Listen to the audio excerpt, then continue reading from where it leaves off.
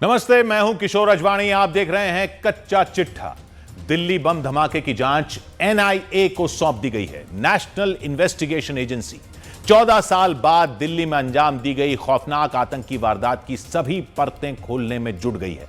लेकिन जिस बारूद से दिल्ली को जलाया गया वो पड़ोसी देश के आतंकी कारखाने में बनाया गया बताया जा रहा है। दिल्ली बम धमाके की साजिश के तार और कई सूत्रधार पाकिस्तानी आतंकी संगठन जैश ए मोहम्मद से जुड़ते जा रहे हैं। वही जैश ए मोहम्मद जिसका सरगना आतंकी आका मसूद अजहर है, जिसके दामन पर देश की संसद से लेकर पुलवामा आतंकी हमले की खूनी छींटें। उसी इंटरनेशनल टेररिस्ट का पूरा नेटवर्क अब सुरक्षा एजेंसियों के रडार पर आ गया है। देखिए कैसे एक पोस्टर से मसूद अजहर के आतंकी मंसूबे का पर्दाफाश हुआ, कैसे दिल्ली बम धमाके की जांच ने पाकिस्तान के बहावलपुर में खलबली मचा दी है।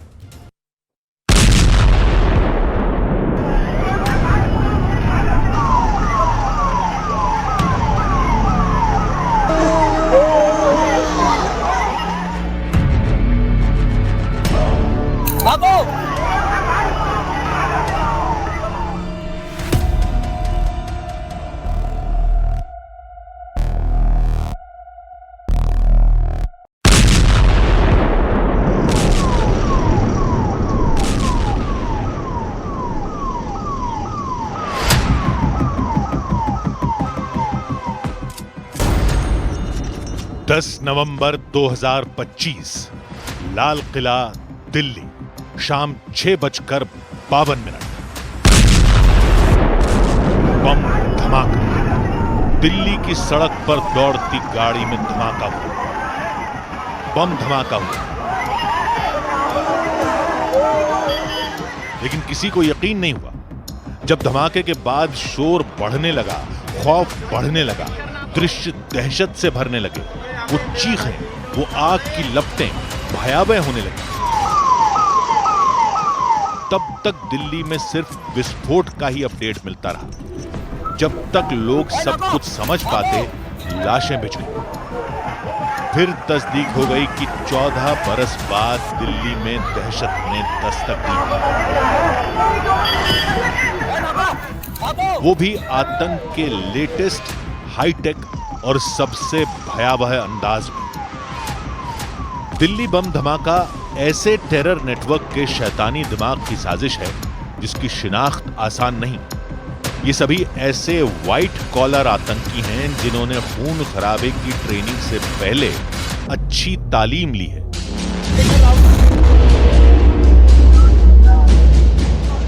नामी पेशे से जुड़े हैं, मतलब दिल्ली बम धमाके में सभी पेशेवर आतंकियों का टोला शामिल है, जिनका पहला सिग्नल दिल्ली बम धमाके से 23 दिन पहले मिला था। 19 अक्टूबर 2025, बुनपुरा नौगाम, श्रीनगर, जम्मू कश्मीर। बुनपुरा नौगाम की कई दीवारों पर रातों रात चिपका दिए गए पोस्टर ने सुरक्षा बल की टेंशन बढ़ा दी। पोस्टर आतंकी संगठन जैश ए मोहम्मद का था। पोस्टर में उर्दू भाषा में पुलिस और सुरक्षा बल को धमकियां दी गई थी। पोस्टर में साथ ही स्थानीय लोगों को सुरक्षा बल का सहयोग न करने की चेतावनी दी गई थी।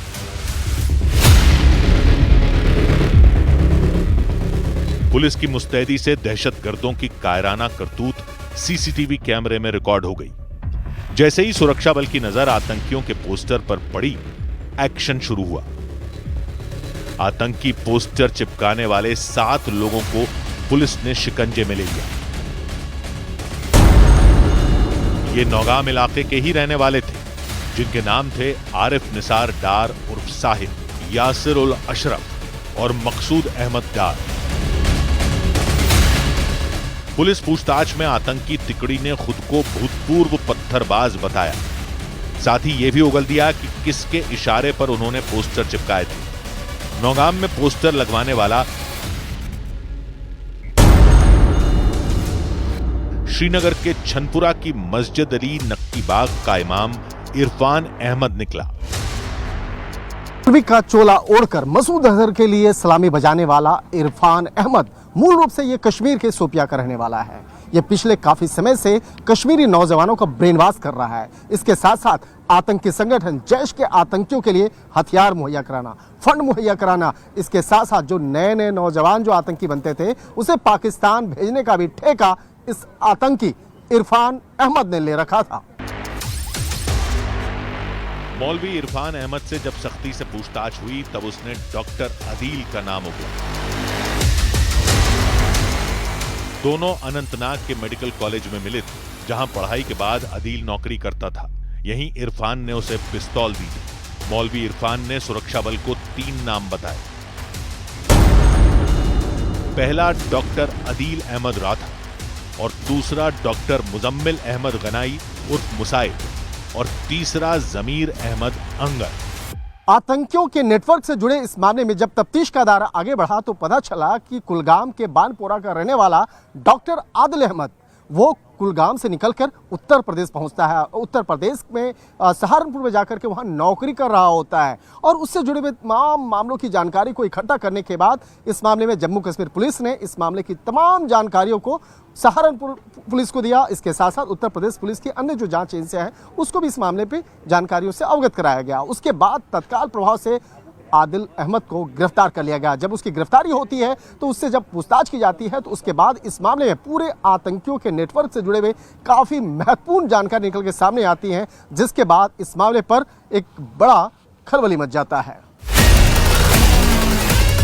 डॉक्टर अदील ने पूछताछ के दौरान यह भी कबूल किया कि उसके पास एक AK-56 राइफल है जो उसने अनंतनाग गवर्नमेंट मेडिकल कॉलेज के लॉकर में छुपा कर रखी हुई थी। पुलिस ने उस राइफल को बरामद कर लिया। अदील अहमद से पूछताछ में डॉक्टर मुजम्मिल का ठिकाना भी पुलिस को मिला। डॉक्टर मुजम्मिल अहमद श्रीनगर से हरियाणा के फरीदाबाद आकर अल फलाह यूनिवर्सिटी में नौकरी कर रहा था। फरीदाबाद में डॉक्टर मुजम्मिल ने व्हाइट कॉलर आतंकियों का मुख्यालय बना रखा था और जिसमें रेड्स के दौरान यहाँ पे लगभग 360 केजी के आसपास इन्फ्लेमेबल मटेरियल है जो कि संभावित अमोनियम नाइट्रेट है। सूत्रों के मुताबिक बम धमाके में जिस ड्राइवर की पहचान डॉक्टर उमर नबी उर्फ उमर मोहम्मद के रूप में हुई है उसका जन्म 24 फरवरी 1989 को हुआ था। डॉक्टर उमर नबी जम्मू कश्मीर के पुलवामा के कोयल का रहने वाला था। आरोपी डॉक्टर उमर के पिता का नाम गुलाम नबी भट्ट और मां का नाम शमीमा बानो है। स्पॉट पे हूँ जहाँ पे ये उनका घर है डॉक्टर उमर का, और यहाँ पे हालांकि उनके बाकी रिश्तेदार रहते हैं। 2 भाइयों को फिलहाल पुलिस ने डिटेन किया, मदर को पुलिस ने डिटेन किया। तरीके से उमर का नाम आया है, डॉक्टर उमर का नाम, वो कोयल पुलवामा के रहने वाले हैं और बताया जा रहा है कि GMC श्रीनगर से उन्होंने MBBS किया और पहले यहाँ पे वो काम करते थे और उसके बाद जो है वो बाहर फरीदाबाद में गए और वहाँ पे वो काफ़ी देर तक रहे हैं। पुलवामा में डॉक्टर उमर के परिवार में 2 भाई आशिक नबी और जहूर नबी और एक बहन सबरीना नबी। वो ज्यादा बातें भी नहीं करता था, बस अपने काम में मशगूल रहता था। लेकिन ये मतलब आज की एक्टिविटी नहीं है। वो आज हमारे साथ ज्यादा बातें नहीं करता। वो तो पहले से ऐसा बंदा था, खाली नमाज कुरान बस। वो मतलब आप इमेजिन नहीं कर पाओगे कि वो ऐसा बंदा भी ऐसा कर सकता है। इमेजिन नहीं कर पाओगे। पुलिस कब आई आपके पास और क्या कुछ कहा पुलिस ने कल आपसे? कुछ भी नहीं कहा। उन्होंने उनको ले लिया, बोला कि हमें थोड़ी सी पूछताछ करनी है, बस नथिंग मोर। उससे ज्यादा कुछ नहीं कहा उन्होंने। सबको ले गए, अभी मामा को ले गए, बोला उससे उसके साथ बात करनी है। मैंने कहा चलो कोई बात नहीं। उमर नबी इनक्रिप्टेड टेलीग्राम चैनलों पर सक्रिय कट्टर डॉक्टर ग्रुप का सरगना बताया जा रहा है। डॉक्टर उमर के इलेक्ट्रॉनिक डिवाइस और डिजिटल चैट्स की जांच जारी है। फरीदाबाद में जिस अड्डे से टेरर नेटवर्क चलाया जा रहा था वो हाफिज इश्तियाक का है। पुलिस ने हाफिज इश्तियाक को भी हिरासत में ले लिया है और उससे पूछताछ चल रही है। वहीं एक गाड़ी की मिस्ट्री सुलझने के बाद जैश की महिला विंग की सरगना भी शिकंजे में फंस गई है। डॉक्टर शाहीन सईद या डॉक्टर शाहीन शाहिद डॉक्टर मुजम्मिल की कथित गर्लफ्रेंड बताई जा रही है। जैश के टेरर नेटवर्क से पहले शाहीन का अतीत एक रहस्य बना हुआ था। डॉक्टर शाहीन शादीशुदा थी, कानपुर में कॉलेज में नौकरी करती थी। 2015 में अचानक तलाक के बाद वो गायब हो गई। 8 साल तक डॉक्टर शाहीन गुमनाम रही, फिर परिवार से संपर्क किया, बीते हफ्ते शाहीन ने घर पर बात की थी और अब वो जैश ए मोहम्मद की लेडी विंग की सरगना के तौर पर कुख्यात हो चुकी है। पुलिस पूछताछ में डॉक्टर शाहीन ने जैश के टेरर मॉड्यूल पर बहुत बड़ा पर्दाफाश किया है।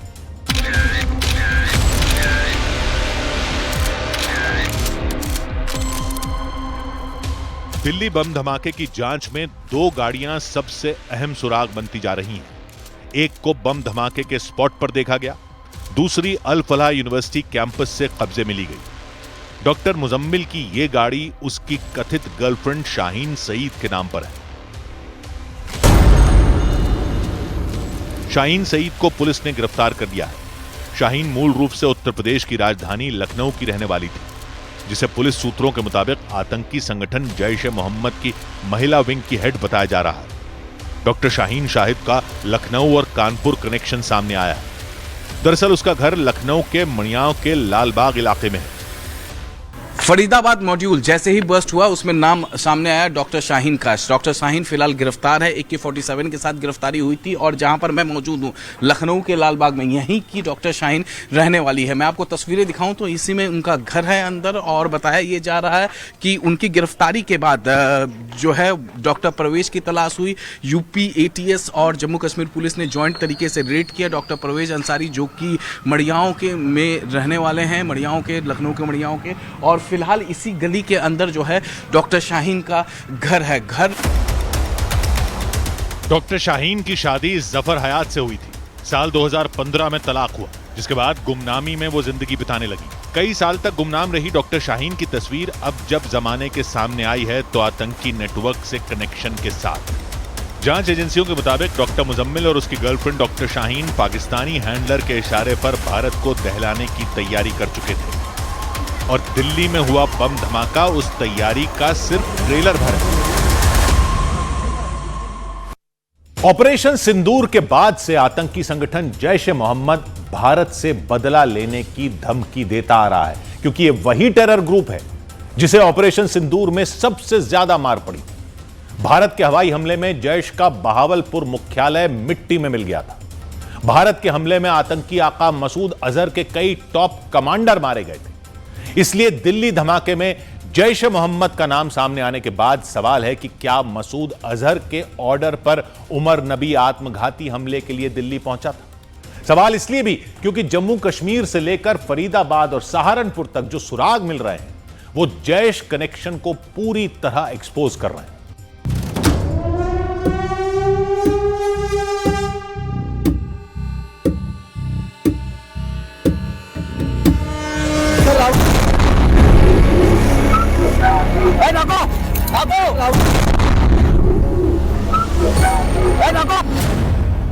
दिल्ली ब्लास्ट का मॉड्यूल क्या है?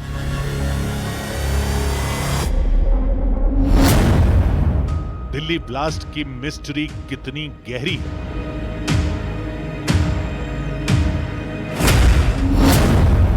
दिल्ली ब्लास्ट का फरीदाबाद मॉडल कहां तक फैला है?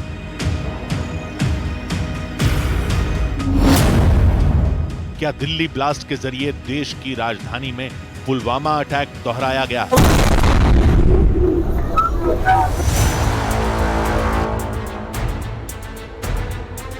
दिल्ली में लाल किले के पास जितना बड़ा धमाका हुआ उतनी गहरी इसकी जड़ें हैं। पुलवामा से लेकर फरीदाबाद तक और दिल्ली से लखनऊ तक सुरक्षा एजेंसियों की रेड बता रही हैं दिल्ली ब्लास्ट का ऐसा कनेक्शन, और इसका प्लान बहावलपुर यानी पाकिस्तान में तैयार किया गया है। क्योंकि दिल्ली ब्लास्ट का हर सुराग मसूद अजहर वाले आतंकी संगठन जैश की तरफ इशारा कर रहा है। दिल्ली ब्लास्ट के मॉड्यूल को समझने के लिए 19 अक्टूबर से 11 नवंबर के बीच क्या क्या हुआ उसे देखिए। 19 अक्टूबर को श्रीनगर में डॉक्टर अदील अहमद राठिर ने जैश का पोस्टर लगाया। 6 नवंबर को उत्तर प्रदेश के सहारनपुर से डॉक्टर अदील गिरफ्तार हुआ। 10 नवंबर की सुबह हरियाणा के फरीदाबाद में विस्फोटक बरामद हुआ। 10 नवंबर को ही फरीदाबाद से डॉक्टर मुजम्मिल पकड़ा गया। इसके बाद 10 नवंबर की शाम को दिल्ली में लाल किला मेट्रो स्टेशन के पास हुआ धमाका।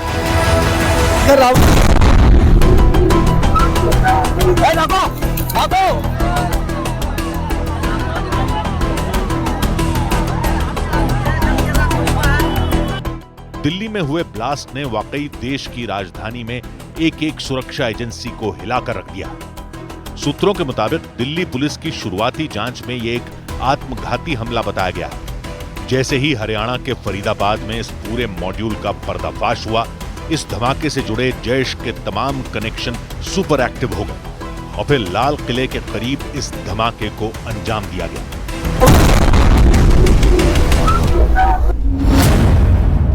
इस वक्त दिल्ली ब्लास्ट की जांच एनआईए के अलावा Delhi police, intelligence bureau, Jammu Kashmir police और हरियाणा पुलिस कर रही है।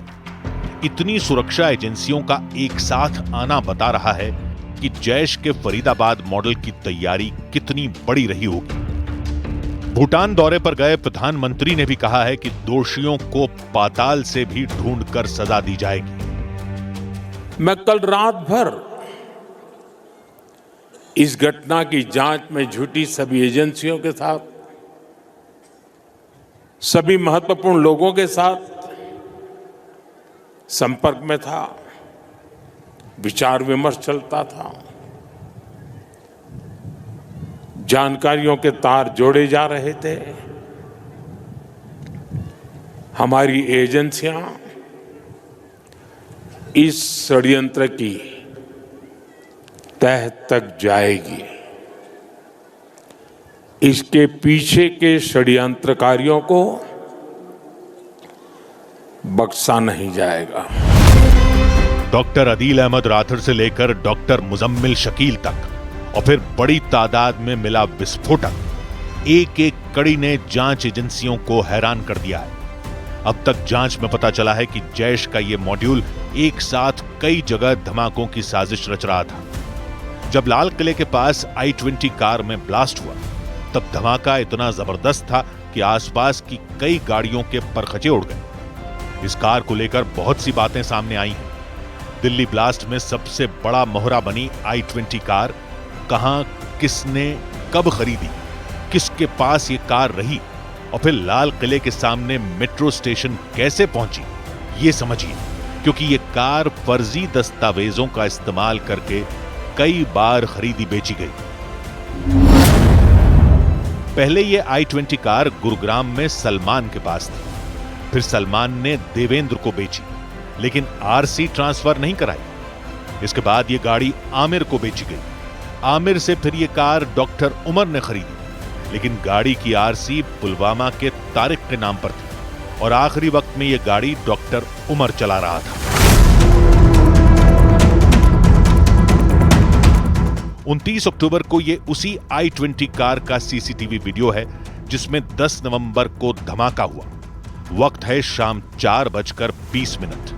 इस कार का नंबर है HR26CE 7674। इस सीसीटीवी वीडियो में देखा जा सकता है कि गाड़ी का प्रदूषण चेक कराया जा रहा है। कार के साथ 3 लोग मौजूद हैं। वीडियो 29 अक्टूबर शाम 4:20 का है। शक है कि वीडियो में लंबी दाढ़ी में तारिक भी मौजूद है, जिसके नाम पर डॉक्टर उमर ने I-20 कार खरीदी थी। अब इस कार की तमाम हिस्ट्री निकालकर हर शख्स से पूछताछ हो रही है, क्योंकि ये विस्फोटक कार कई लोगों के हाथ से होकर गुजरी है। जांच में ये भी पता चला है कि फरीदाबाद में इस कार को एक अवैध पार्किंग में खड़ा किया गया था, जहां उसका एक चालान भी कटा था।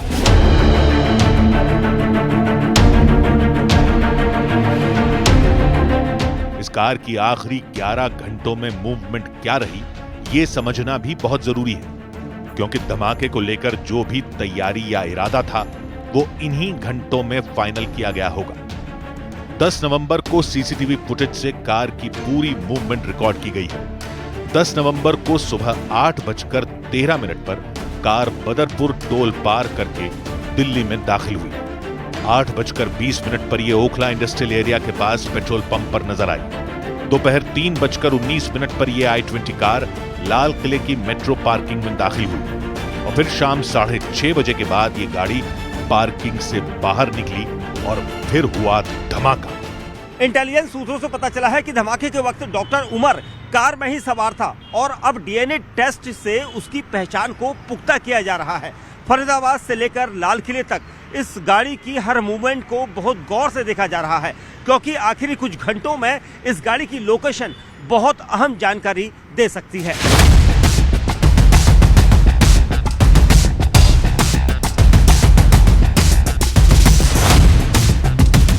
अगले कुछ घंटे दिल्ली ब्लास्ट की जांच को लेकर काफी अहम माने जा रहे हैं।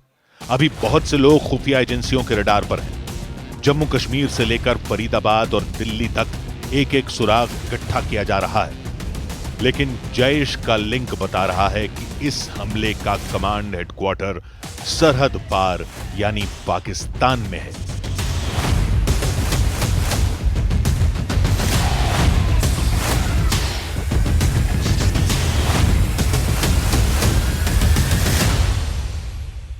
दिल्ली बम धमाके की जांच जैसे जैसे आगे बढ़ रही है, इस्लामाबाद में बैठे जनरलों की धड़कनें भी तेज हो रही हैं। पाकिस्तान में हाई अलर्ट है।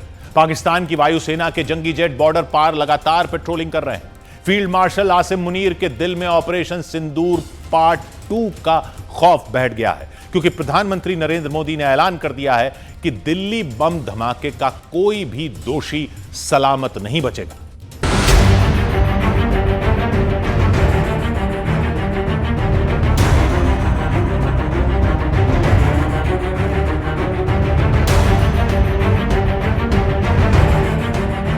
दिल्ली में हुए कार धमाके का मॉड्यूल कहां तक फैला है और जिस फरीदाबाद मॉडल का इसमें इस्तेमाल किया गया है, क्या यह पुलवामा अटैक को देश की राजधानी में दोहराया गया है?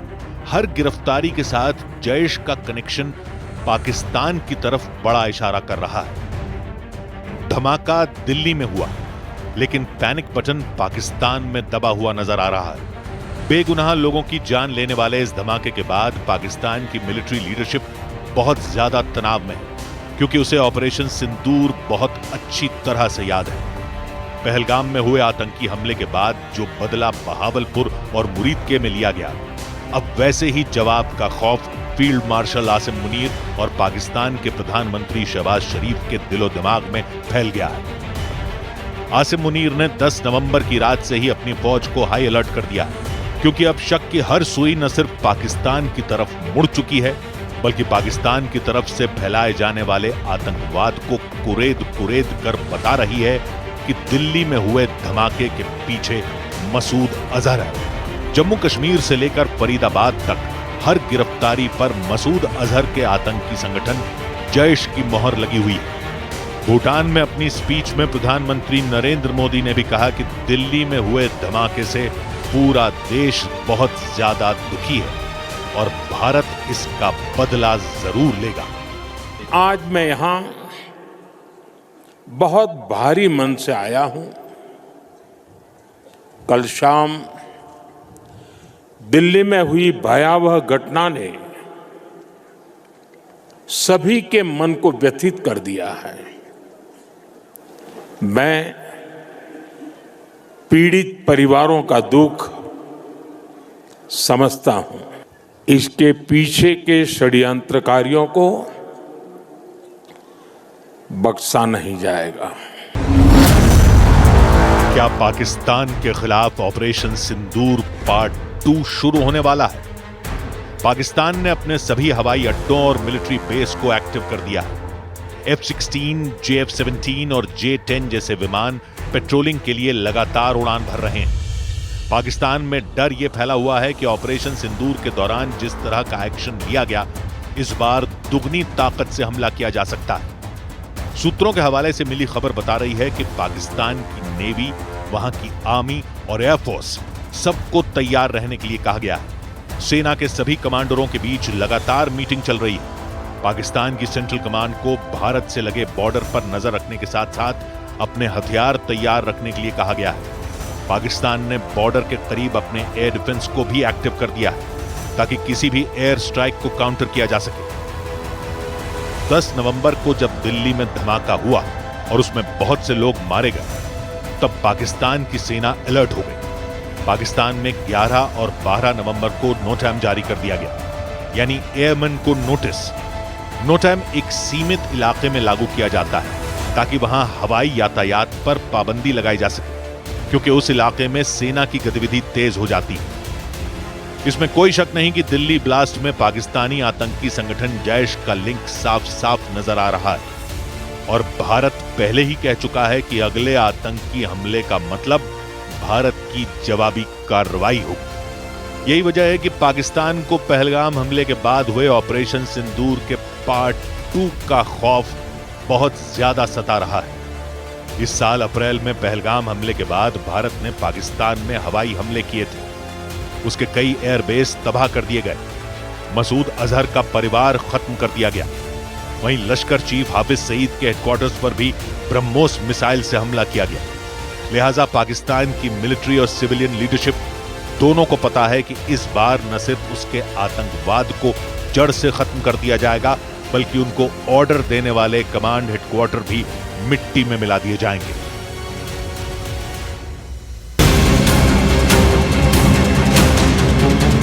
हमारी एजेंसियां इस षड्यंत्र की तह तक जाएगी। इसके पीछे के षड्यंत्रकारियों को बख्शा नहीं जाएगा।